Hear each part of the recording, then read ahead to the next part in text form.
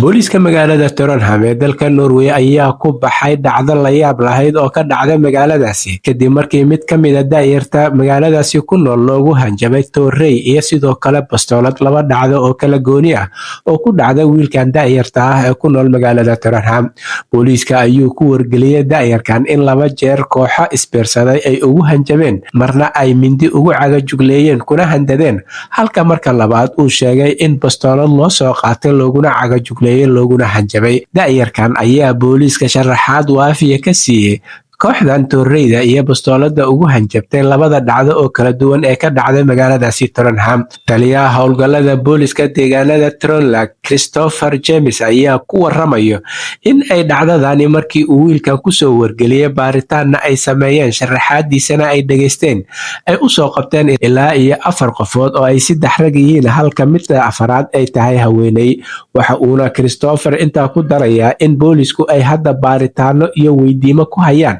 4 qofood ee loo soo qabtay, wuxuuna sheegay booliiska in wiilkan daayarka ah in labada jeer ee loo kala hanjabay markii koowaad ee mindida ay ahaayeen ilaa iyo 6 qofood, halka markii labaad ee bastoolada loogu hanjabayay ay ahaayeen ilaa iyo 8 qofood. Booliiska ayaa sheegay in 4 qofood loo soo qabtay wax laga weydiin doono waxa dhacay, sida ay u dhaceen iyo waxa ay wiilkan daayarka ah ka doonayeen, iyo sidoo kale halka ay ka keeneen bastoolada ay ugu hanjabeen. Booliiska ayaa sheegay in sidoo kale ay dabagal ku hayaan dadka ka maqan kuwan tuhmanayaasha ah ee ay hadda u soo xireen dhacdadan hanjabaada iyo cagajugleynta leh ee ay kula kacayaan dhalinyarada daayarta ah ee ku nool magaalada Tottenham ee dalkaasi Norway. Booliiska ayaa sheegay dabagalkoodu in uusan dhammaan doonin ilaa ay ka soo qabtaan 8 qofood ee uu wiilkan sheegay, iyagoo intaa ku daray in ay waraysiyo ka qaadayaan 4 ay hadda gacanta ku hayaan ay wax ka weydiin doonaan 4 kale ee maqan si loo soo gacangeliyo loona soo qabta cadaaladana loo horkeeno.